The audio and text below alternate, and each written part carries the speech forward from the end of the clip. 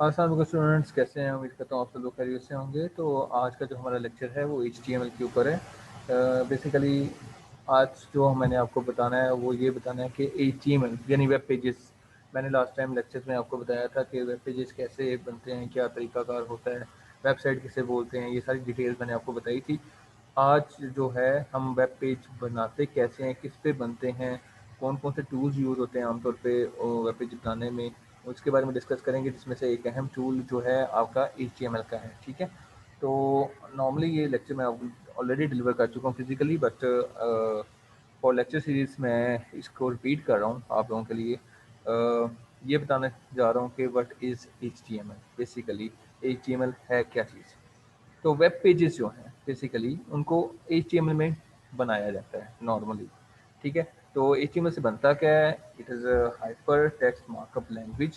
ठीक है जी, ये एक हाइपर टेक्स्ट मार्कअप लैंग्वेज है और बेसिकली ये वेब पेजेस को क्रिएट करने के लिए यूज़ हो रही है। ठीक है, और HTML जो है वो आपके वेब पेज का जो स्ट्रक्चर जो है वो डिफाइन करता है। बेसिकली ये स्ट्रक्चर होता है वेब पेज का। ठीक है, जैसे आप ये पेज देख रहे हो, यहाँ ये पूरा एक कंप्लीट पेज है। ठीक है, इसमें एक हेड सेक्शन है जो कि यहाँ ये जो आप देख रहे हो ये URL जो है ये आपका URL होता है। ठीक है, ये जो आप देख रहे हो ना, इसे हम URL बोलते हैं इस चीज़ को।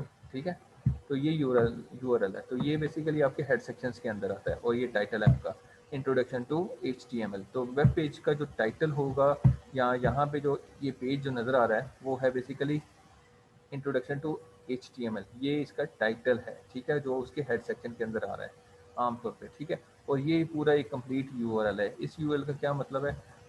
इस यूआरएल का क्या मतलब है? इसका मतलब सिंपली ये है कि ये w3schools.com एक वेबसाइट का नेम है। ठीक है, उसके HTML फोल्डर जो है, ठीक है, नॉर्मली ये जो HTML फोल्डर है इसके अंदर आपका जो आमतौर पे एक इंट्रोडक्शन का जो पेज है वो पड़ा हुआ है।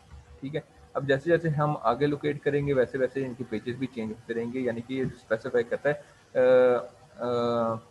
डिफरेंट वेब पेजेस को। ठीक है, तो वो सबसे एंड पर इसके नाम जो है वो चेंज होते रहेंगे। ठीक है, लाइक मैं अब एडिटर्स के में जाता हूँ तो यहाँ पे देखें एडिटर्स HTML editors.asp नेम आ गया यहाँ पे। ठीक है, और वो भी HTML के फोल्डर के अंदर पड़ा हुआ है।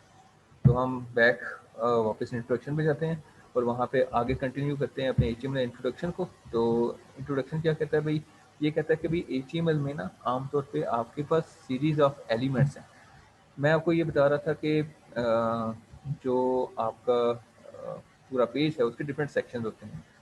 ठीक है, पहला सेक्शन हेड का है, ये आपका हेड और टाइटल आ गया। ठीक है, और बाकी जो बॉडी है ना, ये सारी बॉडी आप देख रहे हो जिसको मैं स्क्रॉल कर रहा हूँ, ये जितना भी आप सब कुछ देख रहे हो ना, ये सारा उसकी बॉडी में आता है। ठीक है, अब इस बॉडी के अंदर क्या क्या आएगा क्या नहीं आएगा ये हम लोग डिसाइड करेंगे, या हमारा जो यूज़र है जिसके लिए हम या क्लाइंट है जो जिसके लिए हम वेब पेज बना रहे हैं या वेबसाइट बना रहे हैं, ये वो हमें बताएगा कि उसको क्या कंटेंट चाहिए इसके अंदर। ठीक है, तो हमने उसको एक अच्छे ऑर्गेनाइज वे में ठीक ढंग से हमें इसको मैनेज करना है, और मैनेज करने के लिए हमें HTML as a tool use करते हैं हम इसे। ठीक है, और HTML में ये जितने भी राइटिंग्स हैं कि ये बेसिकली एक हेडिंग है। ठीक है, हेडिंग के आगे फिर ये लिस्टिंग हुई है, इसको अनऑर्डर लिस्टिंग कहते हैं। अनऑर्डर लिस्टिंग इसलिए कहते हैं कि इसका कोई ऑर्डर नहीं है, एक स्पेसिफिक 1 2 3 या ABC नहीं लिखा हुआ इस लिस्टिंग में, सिंपली डॉट्स लिखे हुए हैं या कोई और निशान है हो सकता है। तो ऐसी लिस्ट को हम अनऑर्डर लिस्ट कहेंगे। तो ये अनऑर्डर लिस्ट बनी हुई है इसके अंदर। ठीक है,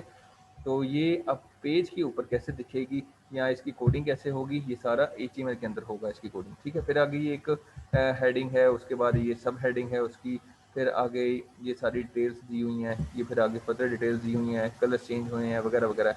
ये सारी चीज़ जो है ये आपकी HTML पे लिखी गई है। ठीक है, और साथ इसकी डिज़ाइनिंग के लिए CSS यूज़ की जाती है। किसी भी वेब पेज को डिज़ाइन जब हम करते हैं उसमें 3 चीज़ें यूज़ होती हैं। एक आपकी CSS यूज़ होती है डिज़ाइनिंग पर्पज़ के लिए, कंटेंट लिखने के लिए HTML यूज़ होती है, और जावास्क्रिप्ट यूज़ होती है डिफरेंट तरह की वैलिडेशन के लिए या स्क्रिप्ट क्लाइंट साइड स्क्रिप्टिंग के लिए।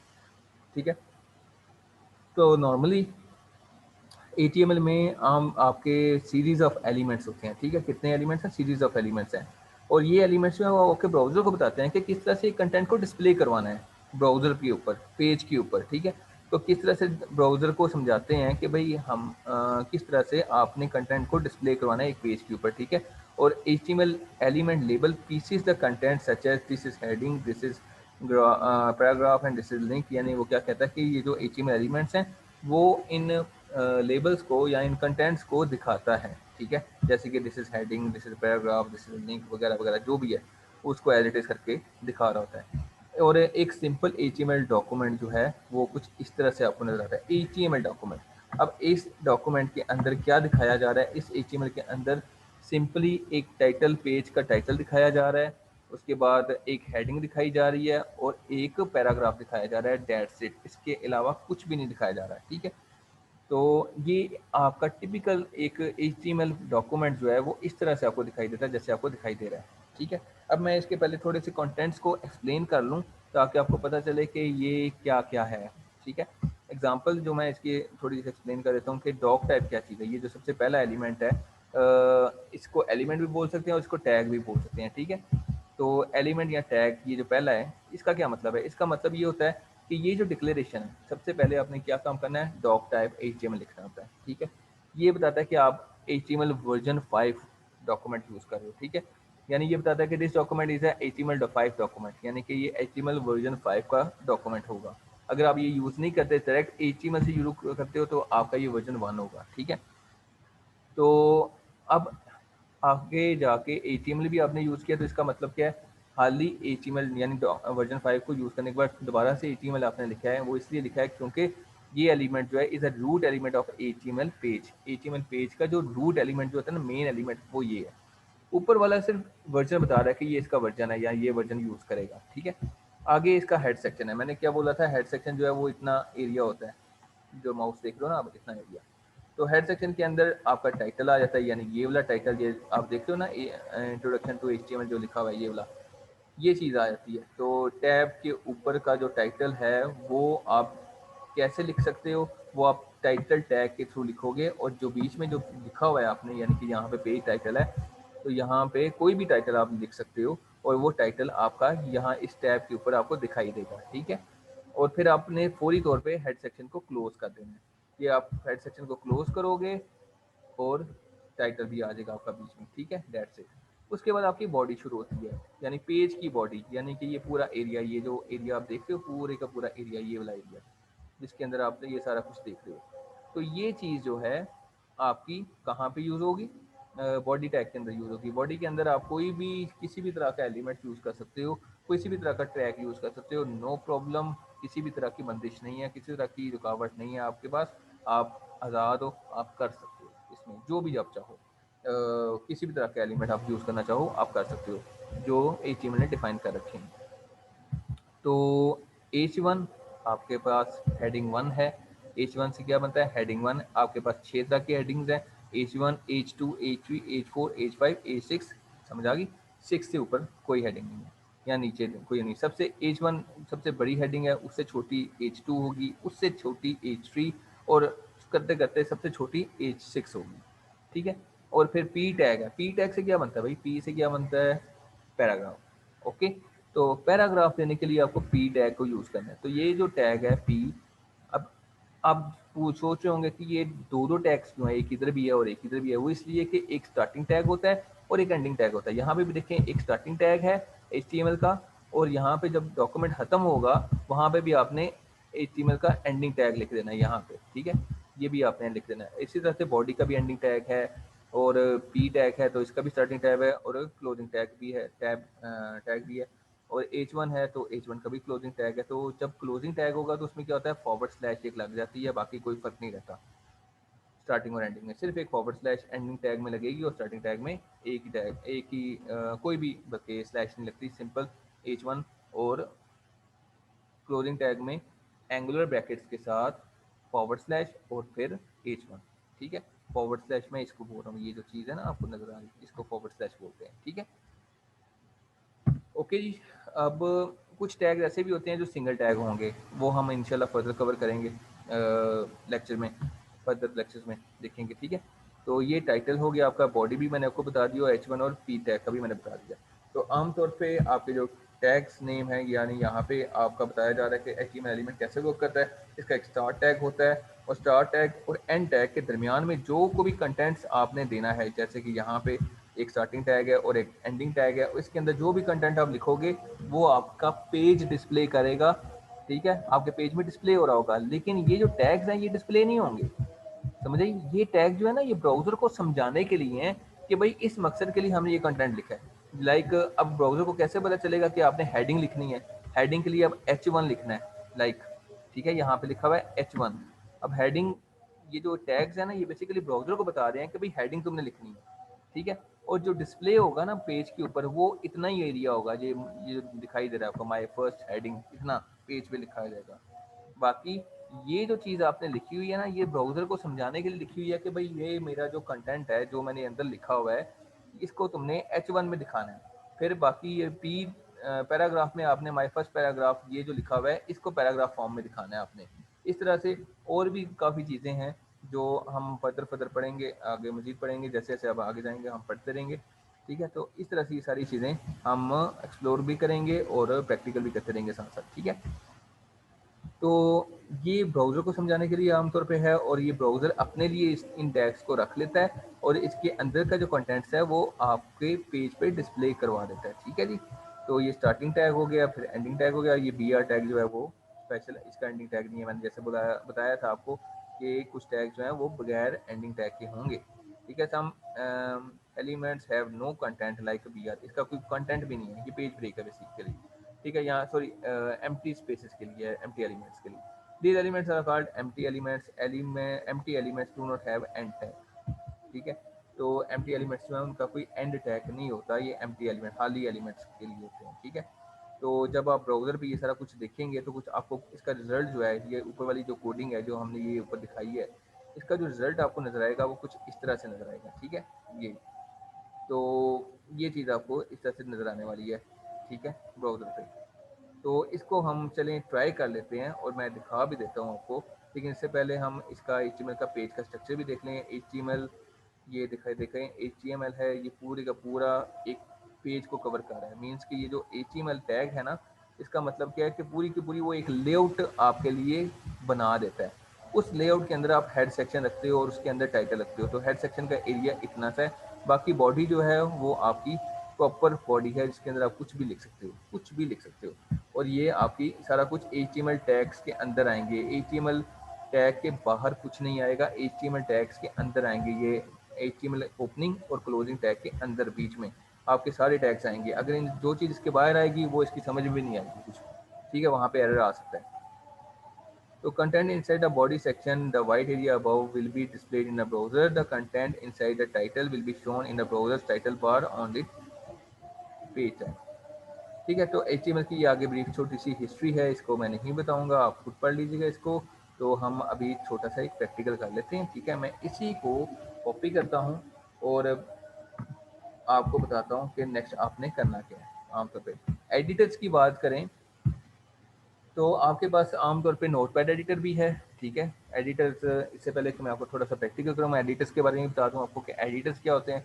एडिटर्स आमतौर पे ना आपके बेसिकली जैसे आप माइक्रोसॉफ्ट वर्ड पे काम करते रहे हो, जैसे आप माइक्रोसॉफ्ट पावर पॉइंट पे काम करते रहे हो, या इस तरह के चीज़ों पे काम करते रहे, आप किसी सॉफ्टवेयर पे काम करते हैं, इस तरह से ये पेज को डिज़ाइन करने के लिए एक टूल देते हैं हमें, ठीक है।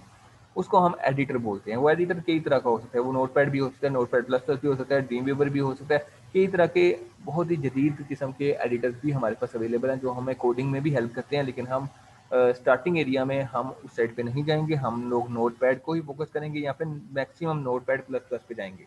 मैं आपको रिकमेंड करता हूँ नोटपैड प्लस प्लस करें, एक इंटरनेट से डाउनलोड कर लें नोटपैड प्लस प्लस और आप आसानी से उसको डाउनलोड करके ईजिली यूज़ कर सकते हो। छोटा सा सेटअप है, गूगल पे आप नोटपैड प्लस प्लस लिख सकते हो और उधर से डाउनलोड करके इंस्टॉल कर लो अपने कंप्यूटर में, ठीक है।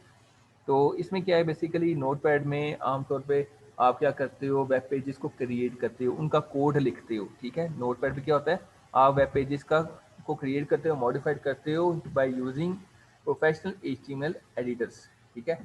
जो HTML के प्रोफेशनल एडिटर्स हैं उनके थ्रू ये जो नोटपैड है वो क्या है, वो एडिटर है, ठीक है। एडिटर मीन्स एडिट करने वाला, ठीक है, एडिट एडिट से एडिटर निकला है, ठीक है। However, for learning HTML, we recommend a simple text editor like notepad और टेक्स्ट एडिट मैक के लिए, ठीक है। मैक के लिए टेक्स्ट एडिट यूज़ होता है और नोटपैड के लिए आम नॉर्मल पीसी के लिए नोटपैड यूज़ होता है। तो नॉर्मल पीसी के लिए we believe that simple text editor is very good to learn HTML। HTML को लर्न करने के लिए आप वैसे सिंपल HTML ही सिंपल नोटपैड यूज़ करो, और अगर बड़ा ही एडवांस काम करना भी है तो नोटपैड प्लस प्लस यूज़ कर लो, इससे ज़्यादा नहीं, ठीक है। तो मैं आपको नोटपैड प्लस प्लस पे ही लेके जाऊँगा, ठीक है। और उसको यूज़ करने का तरीकाकार भी मैं सिखा देता हूँ, उसमें हम एक छोटा सा प्रैक्टिकल भी कर लेते हैं, और ये सारा कुछ एज इट इज़ है। उसको आगे काम करने का तरीका मैं अभी आपको बता देता हूँ। सिंपली मेरे पास नोटपैड प्लस प्लस इंस्टॉल है, इसलिए मैं क्या कर रहा हूँ, मैं सिंपली नोटपैड प्लस प्लस को ओपन कर रहा हूँ, ठीक है। मेरे पास ये ओपन हो जाएगा, और ओपन होने के बाद हम इसे आगे कंटिन्यू करते हैं कोडिंग के लिए। हम अब कोड करने जा रहे हैं, ठीक है। तो ये आपके पास आ गया नोटपैड प्लस प्लस। ये ऑलरेडी मैंने एक छोटी सी कोडिंग की हुई है, मैं इसको क्रॉस कर रहा हूँ, ये आप लोगों को समझाने के लिए मैंने की थी क्लास में शायद, तो इससे भी मैं क्रॉस कर देता हूँ ताकि ये नहीं होगा क्रॉस। ओके, तो ये एक मेरे पास नोटपैड प्लस प्लस आ गया, ठीक है। तो ये नोटपैड प्लस प्लस का बेसिकली एक एडिटर है, ठीक है। इसमें मैंने जो कॉपी किया था कोड, मैं वही पेस्ट करने जा रहा हूँ, और ये मैंने पेस्ट कर दिया, ठीक है। पेस्ट करने के बाद एक अहम काम करना है, आपने आपने इस फाइल को सेव करना है। जब सेव करना होता है तो कोई भी HTML की फाइल जब आप सेव करते हैं तो दो तरह की एक्सटेंशन दे सकते हैं आप, .htm या .html, ठीक है। तो याद रखिएगा स्टूडेंट्स को अक्सर मिस्टेक होती है, नहीं समझ आती उनको कि भाई करना क्या है। आपने यहाँ पर कोई भी कोड कर लें, वट जो भी कोड करना है, वो कोड करने के बाद स्टूडेंट्स आप लोगों ने फाइल को सेव करना है, सेव एज, ठीक है। फाइल को क्या करना है, सेव एज करना है। सेव एज करने के बाद आपने कोई नया नाम रखना है, यहाँ पे वट कोई भी नाम रख सकते हो, like my first HTML page, ठीक है। मैंने लंबा चौड़ा सा नाम रख दिया, लेकिन ये नाम जो भी कुछ रखना है आपने, उसके बाद आपने .html लाजमी लिखना है, ठीक है। नहीं तो वो नॉर्मल टेक्स्ट फाइल में कन्वर्ट कर देगा, वो वेब पेज नहीं बनाएगा। जब आप .html फाइल में कन्वर्ट करोगे या .html लिखोगे ना, इसकी फाइल एक्सटेंशन ये वाली, ये गौर से सुने स्टूडेंट्स, आपको फिर बार बार भूल जाता है। क्या कहते हैं .html फाइल, ये क्या बताती है, ये आपकी इस फाइल को कन्वर्ट कर देगी वेब पेज के अंदर, कि ये आपका वेब पेज है, और फिर वो आपका वेब पेज के तौर पे ही ओपन होगा, ठीक है। जो आपकी एक्सटेंशन होती है वो बताती है कि आपका जो फाइल है वो किस प्रोग्राम में ओपन होनी है। तो आपने HTML लाजमी लिखना है, यहाँ पे नहीं लिखेंगे तो प्रॉब्लम हो जाएगी। तो आपने इसको सेव कर दिया, मैंने डेस्कटॉप पे सेव कर दिया, ठीक है। तो फाइल का नाम क्या रखा, अब गौर करें यहाँ पे क्या नाम है, my first HTML page .html, ठीक है। तो HTML आपने .html लाजमी लिखना है, फाइल का नाम जो मर्जी लिखो, .html या आखिरी हिस्सा जो है ना 5 चीज़ें .html, ये आपने लाजमी लिखनी है। अब यहाँ पे देखें, अब जैसे ही मैंने इसको सेव किया है और इस एडिटर ने भी इसको रिकग्नाइज कर लिया है टैग्स को भी, तो यह देखें कलरफुल हो गए हैं, थोड़ा सा अच्छा लगना शुरू हो गया है। आप इसको क्लोज भी कर सकते हो, जैसे कि ये देखो बॉडी टैग को मैंने क्लोज कर दिया, इसको भी क्लोज कर दिया, इसको भी क्लोज कर दिया। तो ये एक सिंपली शॉर्ट मेथड है। इसको ओपन करें, इसको ओपन करें, और प्लस से इस पर क्लिक करेंगे तो ये कोड सारा ओपन हो जाएगा आपका, ठीक है। तो यहाँ पे क्या है, पेज टाइटल, मैं इसको थोड़ा सा मॉडिफाई कर रहा हूँ, ठीक है। तो मैं लिख रहा हूँ यहाँ पे my first online class with IT, ठीक है, क्लास।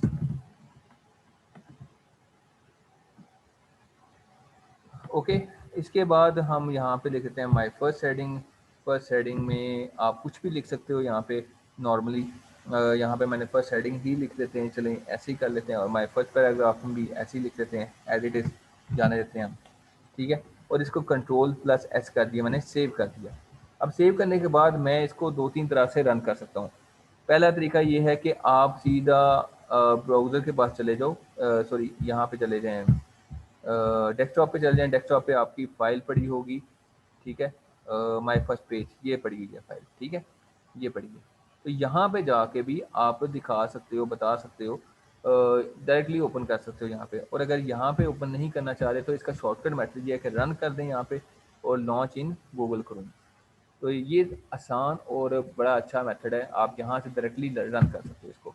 जब डायरेक्टली रन करोगे तो ये देखो आपका गूगल क्रोम नीचे से ऊपर एक नया टैब खोल रहा है और आप इसको रन कर सकते हो। और यहाँ पे बेशक आप टैग देख लें, टाइटल भी देख लें, क्या वही टाइटल है जो मैंने दिया था, फिर माय फर्स्ट हेडिंग, फिर माय फर्स्ट पैराग्राफ, ये सारा कुछ आ गया, ठीक है। तो इस तरह से भी आ गया। इसके अलावा अगर मज़ीद बताऊँ आपको तो इसको थोड़ा सा मज़ीद चेंज करते हैं। तो मैं इसको मज़ीद कॉपी कर रहा हूँ और कॉपी करने के बाद लिखते हैं कुछ और, माय फर्स्ट हेडिंग, और यहाँ पे मैं एक सिंपली कंप्यूटर की डेफिनेशन लिख देता हूँ, कंप्यूटर, और यहाँ पर लिख देते हैं हम कंप्यूटर की सिंपली एक definition. Computer is an electronic machine that can process data.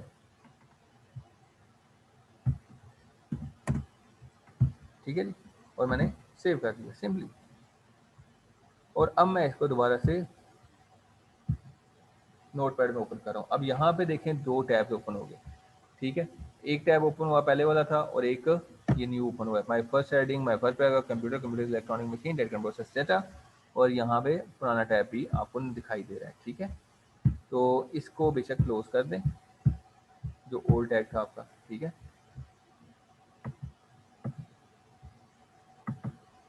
और ये न्यू टैब खोल दें।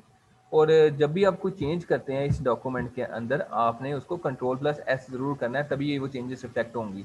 अगर आप कंट्रोल+S नहीं करते आपको चेंजेस नज़र नहीं आएंगी। क्लियर होगी बात। तो ये सारी चीज़ें हैं जो काफ़ी मैटर करती हैं, ठीक है। तो ये आपका जो रिज़ल्ट था, और एक सिंपल HTML पेज बनाया आपने और ये सारा आपने दिखाया करके, ठीक है। और ये देखें कहाँ पे पड़ा हुआ है, ये लोकेशन को समझने की कोशिश करें।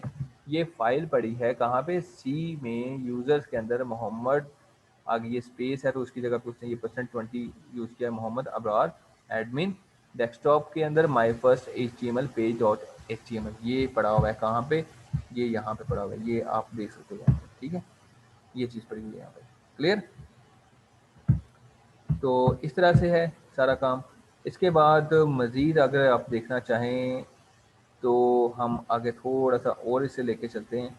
और ये इसके अलावा ये जो w3schools.com है, ये बहुत अच्छी एक वेबसाइट है जो कि आपके नॉर्मली प्रैक्टिकल भी प्रोवाइड करी होती है। ये ट्राई इट योरसेल्फ जो है, इसके थ्रू आप इसको ट्राई भी कर सकते हो, इधर ही खड़े खड़े देख सकते हो कि इसका क्या इफेक्ट है। यानी यही चीज़ आपको ब्राउज़र पे भी नज़र आ रही है और यही चीज़ आपको यहाँ पे भी नज़र आ रही है, ठीक है। तो कोई फ़र्क नहीं है, आप यहाँ पे भी प्रैक्टिकल डायरेक्टली कर सकते हो बजाय कि आप अलग से करो। लेकिन मैं रिकमेंड करूँगा आप नोटपैड पे एक बार खुद से कोशिश करें, अगर आप कुछ सीखना चाहते हैं, कुछ करना चाहते हैं। अगर नहीं कुछ करना चाहते तो यकीन करें आप फेल होना चाहते हैं, ठीक है। तो आई थिंक कि आप ये नहीं चाहते, आप कुछ और ही चाहते हैं, ठीक है। तो नेक्स्ट आगे बात करते हैं हम HTML डॉक्यूमेंट्स के बारे में। डॉक टाइप डिक्लेरेशन के बारे में मैंने पहले ही बता दिया आपको काफ़ी हद तक। हेडिंग्स के बारे में बताया। अब ये मल्टीपल हेडिंग्स है, ठीक है, H1 से A6 तक। चलें इसको ट्राई करते हैं। अब H1 है, A2, A3। अब हम यहाँ पे ट्राई करते हैं H1, H2, A3 करके। ये कंप्यूटर है, ठीक है। कंप्यूटर वाले को हम क्या करें यहाँ पर, और फिर यहाँ ऐसे करके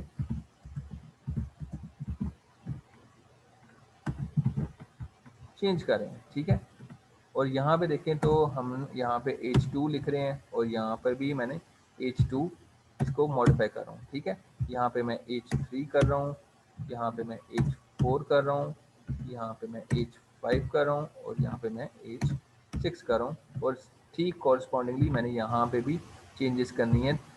मैं बेसिकली सारी की सारी हेडिंग्स को आपको दिखाने की कोशिश कर रहा हूँ, ठीक है, ताकि आपको पता चल जाए कि कितनी टाइप्स की हेडिंग है और किसका क्या क्या साइज है, ठीक है, ताकि आपको बेटर अंडरस्टैंडिंग हो सके इनके बारे में। मैंने कंट्रोल सेव किया, कंट्रोल एस किया और दोबारा से इसी पेज को मैंने रिफ्रेश किया तो ये देखें आपके पास ये सारी चीज़ें आती है। अब कंप्यूटर H1 में ये आया है, H2 में ये, H3 में ये, H4 में आपके पास ये, H5 में इस तरह से दिखाई दे रहा है, और H6 में सबसे छोटा सा पिद्दू सा कंप्यूटर आपको लिखा हुआ नज़र आ रहा है।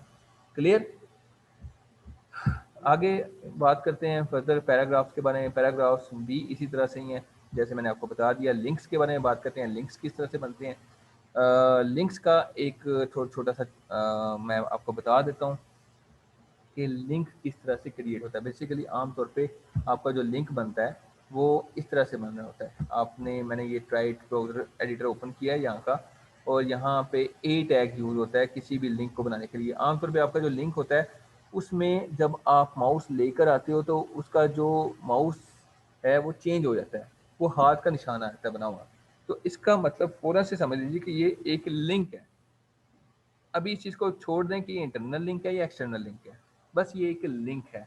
लिंक का मतलब क्या है कि अगर हम इस पर क्लिक करेंगे तो ये किसी वेबसाइट की तरफ चला जाएगा, या किसी यूआरएल की तरफ चला जाएगा, या जो भी हमने बताया हुआ उस साइट पे चला जाएगा। ठीक है, तो इसको लिखने का तरीकाकार क्या है? इसको लिखने का सिंपल तरीकाकार हम अभी देख लेते हैं। यहाँ से कॉपी करते हैं और उसी फाइल के अंदर हम इसको करके देखते हैं। ठीक है, मैं इसको एक हेडिंग के थ्रू बताता हूँ आपको। ठीक है,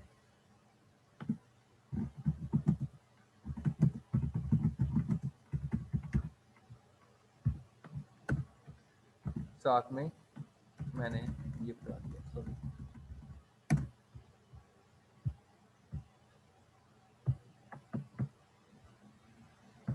इसे मैं कॉपी कर रहा हूँ सिंपली, और यहाँ पर मैं पेस्ट कर रहा हूँ। तो सिंपली मैंने कॉपी किया, पेस्ट किया। अब बेसिकली क्या है, ये ए क्या है? ये एंकर है, ए फॉर ANCOR, एंकर। ठीक है, ये क्या बन रहा है? बेसिकली ये एक ए टैग है। ठीक है, ये आमतौर पे आपके लिंक को क्रिएट करने के लिए यूज़ होता है। ठीक है, उसका एक एट्रीब्यूट है जिसको HREF कहते हैं, इसमें हम पाथ देते हैं। ठीक है, तरीकाकार क्या है इसका? हमने आमतौर पे पहले ए टैग यूज़ किया। ठीक है, ए टैग देने के बाद हमने HREF ये टैग यूज़ करना है। ठीक है, और लेकिन ए टैग को यूज़ करने के से पहले हमने क्या करना होता है, ए टैग के जो ब्रैकेट्स हैं उनको आप क्लोज और ओपन कर लो। उसके बाद आपने सिंपली HREF वो ये एट्रीब्यूट लिखा। बेसिकली इसका एट्रीब्यूट है, मीन्स के हर टैग के ना कोई या कोई एट्रीब्यूट होता है, उसकी कुछ स्पेसिफिकेशन होती हैं, मीन्स कि उसकी कुछ खसूसियात होती हैं। अब ये ए टैग जो है इसकी एक खसूसियत है कि वो HREF एट्रीब्यूट के थ्रू वो पाथ यूज़र से मांगता है जिसके थ्रू या जिसके ऊपर उसने नेविगेट होना हो। लाइक मैं अगर यहाँ पे आपको बताऊँ कि ये दिस इज़ अ लिंक लिखा हुआ है। ठीक है, अब इस लिंक के ऊपर जैसे ही मैं क्लिक करता हूँ तो क्या होगा कि मैं किसी ना किसी वेबसाइट तक पहुँच जाऊँगा। ये WC स्कूल तक मुझे ले आया यहाँ पे। ठीक है, इस जगह पे ले आया मुझे। मैंने क्लिक किया था दिस इज़ द लिंक पे। ठीक है, तो वो मुझे कहाँ पे लेके आया? इस जगह पे, दिस इज़ लिंक। यानी बेसिकली क्या है कि मैंने क्या बोला था कि स्टार्टिंग टैग और एंडिंग टैग के बीच में जो कुछ भी लिखेंगे आप वो आपको नज़र आ जाएगा यहाँ पे। तो ऐसा ही हुआ यहाँ पे भी कि यहाँ पे भी यही हुआ कि आपने यहाँ पे ये लिखा this is the link, this is a link, और वो लिंक आपको यहाँ पे नज़र आने लग पड़ा, और अंडरलाइन भी हुआ साथ, क्योंकि ये लिंक है और इसके ऊपर माउस भी चेंज हो रहा है। लेकिन अभी यहाँ पे हो क्या रहा है, बेसिकली ये बना कैसे? इसको बनाने का तरीका ये होता है कि आपने HREF ये एट्रीब्यूट यूज़ किया, इक्वल साइन यूज़ किया, और प्रॉपर तरीके से HTTPS करके आपने पूरा एक एड्रेस या यूआरएल या यूआरएल दे दें, बेशक किसी पेज का यूआरएल दे दें या एक वेबसाइट लिख दें, वट जो भी आप लिखना चाहते हैं वो लिख दें, और उस पेज पर वो चला जाएगा। ठीक है, यहाँ पर अगर मैं थोड़ा सा डिफरेंट ट्राई करता हूँ इस जगह पर। ठीक है, मैं दो लिंक्स क्रिएट कर रहा हूँ, एक WC स्कूल के लिए कर लेता हूँ और एक सेपरेटली करता हूँ। ठीक है,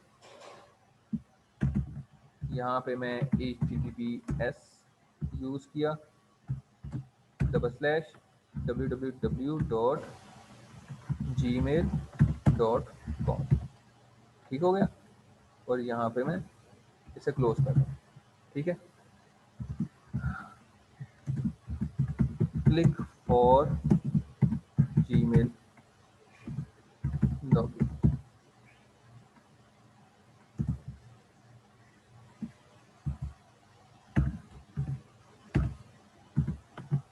ओके हो गया।